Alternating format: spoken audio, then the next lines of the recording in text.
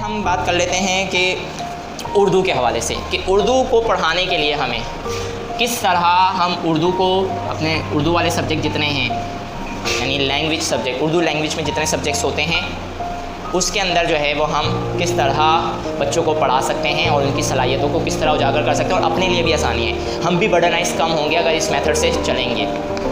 तो हमने यहाँ चार्ट आपको दिया है जिसके अंदर दिन लिखा हुआ है कि इतने दिन में एक चैप्टर की कंप्लीटेशन होगी, सही है, किस दिन कौन सा मौजू पढ़ाया जाएगा और उसकी तफसील बताई हुई है कि किस तरीके से वो पढ़ाया जाएगा। जैसे कि पहला दिन है, पहला दिन मौजू क्या है, नए अल्फाज। नए अल्फाज, अब आप बोलेंगे नए अल्फाज क्या होता है, अल्फाज कैसे नए हो सकते हैं, सारे पढ़े हुए तो है अल्फाज बच्चों ने, हमने सब ने, तो नए अल्फाज क्या हैं। देखिए हम जब प्राइमरी लेवल पे बात करते हैं, क्लास 1 to ऑनवर्ड, हम 4 तक जाएँ अगर, तो वहाँ बच्चे हमारे पास हर साल चेंजिंग होते रहते हैं और फिर बच्चों को इतनी सलाहियत नहीं होती, बहुत सारे नए वर्ड्स उनको पता ही नहीं होते किस तरह पढ़ने हैं और किस तरह उनकी अदायगी है, उनको लिखा किस तरह जाएगा और इनके माना क्या है, ये सब चीज़ें नहीं होती। तो किसी भी चैप्टर की शुरुआत करते हुए हमने इस बात का ख्याल रखना है कि उसके मुश्किल अल्फाजों को, जैसे आप हम जो है इमला कहते हैं, इंग्लिश में डिक्टेशन कहते हैं, वो हम करवाते तो ज़रूर हैं, लेकिन उसके बावजूद जब हम डिक्टेशन ले रहे होते हैं, बच्चे को बोल रहे हो तो वो लिख नहीं रहा होता, वजह क्या है, आपने तो 10-10, 15-15 डिक्टेशन वर्ड्स लिखवाते हैं, नहीं लिखवाते, बताइए, जवाब दीजिए बुलंद आवाज़ से।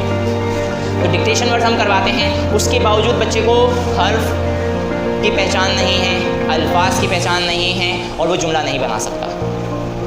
क्यों? सवाल उठाते हैं हम आपसे, बताइए।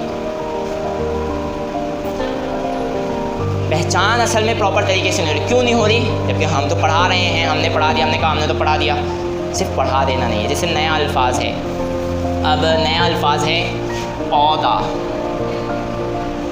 सही है, अब ये नया अल्फाज है आया उसके अंदर बच्चों के सामने, अब हम इसको पढ़ाएंगे तो कैसे पढ़ाएं। देखिए नए अल्फाज का है कि सबसे पहले तो आपने एक दिलचस्प तरीके से बताना है कि बच्चों आज हम पढ़ेंगे पौधों के बारे में, और पौधे कितने तरह के होते हैं, कुछ छोटे, कुछ बड़े, कुछ बेलनुमा जो दीवारों पर चढ़ जाते हैं, सही है, और कुछ इतने लंबे होते हैं जो पहाड़ों से नीचे से उग रहे होते हैं और पहाड़ों के ऊपर तक आ रहे हैं, कुछ सर्दी के मौसम में, कुछ गर्मी के मौसम में होते हैं, तो मुख्तलिफ़ किस्म के पौधे होते हैं। इन सब पौधों के बारे में आज हम अपने सबक की शुरुआत करेंगे। तो हमारा जो सबक है वो है पौधे। इस तरह आपने इंट्रोडक्शन दिया, इंट्रोडक्शन देने के बाद अब आप क्या करेंगे, आपने पहले से, क्योंकि आपके पास प्री प्लान है, प्लानर बना हुआ है, अब आपने जो है वो कुछ अल्फाज, सही है, 5-7 जो अल्फाज मुश्किल हैं उनके अंदर वो निकाल लिए, या जो बच्चों के लिए नए हैं, सही है, तो नए अल्फाज जो हैं वो निकाल के आपने बोर्ड पे यहाँ ऐसे लिखा।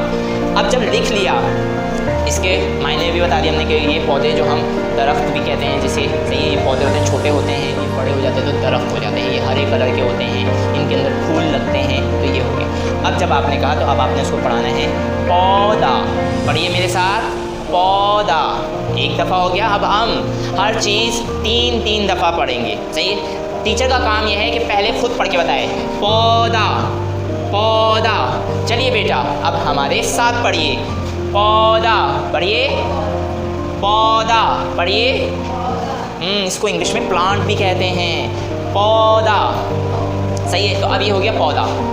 अब ये लफ्ज़ आपने सिखाया, जब आपने 3 दफ़ा रिपीटेशन करिए तो आपकी सारी तवज्जो यहाँ थी। अब इसी तरह आपने दूसरा लफ्ज़ लिख दिया, सफाई, सफाई पढ़िए बेटा, सफाई, सफाई पढ़िए, मेरे साथ साथ रिपीट करिए, सफाई। तो इस तरह 2 और 3 की मुनासिबत से आपने बच्चों को नए अल्फाज को पढ़ाना है। उसके साथ साथ अब नए अल्फाज पढ़ा तो दिए, इसके साथ साथ इनके ज़बानी जुमले भी बनवाएं कि अब पौधा क्या है, अब पौधे की जो है वो जुमला बनाएं आप, कि जैसे पौधे सब्ज़ रंग के होते हैं, शाबाश। आप बताइए बेटा पौधे के बारे में जुमला बनाइए, शाबाश। पौधों में फूल भी लगते हैं, शाबाश। और पौधे बड़े होकर दरख्त बन जाते हैं। Very good. इसी तरह अब आप ये मश्क करवाएंगे ज़बानी। अब देखिए बच्चों को एक तो लिसनिंग पावर यहाँ अच्छी हो रही है और स्पीकिंग पावर भी बन रही है, बोलना भी आ रहा है, जुमले बनाना भी आ रहा है, जो कि हमारे लिए आसानी होगी। कैसे आसानी होगी? जब हमने बच्चों को यहाँ ही जुमले बनाते जा रहे हैं। तो अब आप मुझे ये बताएं कि आपको अलग से जुमले बनाने का लिए टाइम देना पड़ेगा? क्या बच्चों को रट्टे लगवाने पड़ेंगे? मुश्किल अल्फाज के हम जुमले बनाते हैं ना अक्सर। तो क्या है, अब यहीं हमारी पहले अभी सारे ओरल प्रैक्टिस करनी है हमने। देखिए जब तक हमें बोलना और उसको लिखा हुआ देखेंगे नहीं कि किस फॉर्मेशन में लिखा हुआ है और उसे बोलते कैसे हैं, तो तब तक तीसरा मरहला लिखने का नहीं आएगा। उसकी बनावट देखनी है, फिर उसको बोलना किस तरह है, उसके लफ्ज़ की अदायगी कैसे होनी है, वो हमें पहचान हो जाए तो फिर जब हम बोलेंगे और वो बनावट हमारे जहन में होगी तो आपका कलम खुद चलेगा उसी तरह। बच्चा फिर उसी तरह वो लिखेगा क्योंकि उसके दिमाग में खाका है। जब हम पेंटिंग वगैरह बनाते हैं ना, स्केचिंग करते हैं, सही है, आर्टिस्ट होते हैं, क्या वो कभी कुछ देख के बनाते हैं? डिट्टो कॉपी करते हैं जो है ना, जिस तरह यहाँ टीचर ने पूरा जुमले लिखे, सवाल लिखा, फिर वो उतारेगा बच्चा, ये करेगा।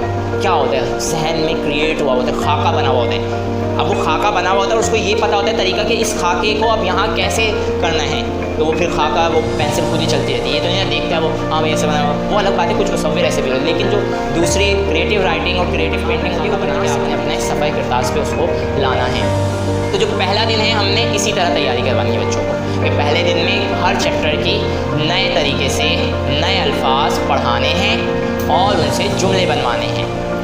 आप उन्हीं अल्फाज का इंतखाब कर सकते हैं जिनका आपने जुमले वैसे भी बनाने क्लास में, जुमलों के अंदर अल्फाज, जुमले जो करवाते हैं हम, उन्हीं अल्फाज को भी निकाल के आप जो है ना इनमें नए अल्फाज में सिखा सकते हैं, सही है। और आपके इस तरह डिक्टेशन वर्ड भी हो गए बच्चों को। अच्छा ये सब अभी ओरल है, आप देखें अभी हम रिटर्न पे नहीं आएंगे, अभी ये सब ओरल है।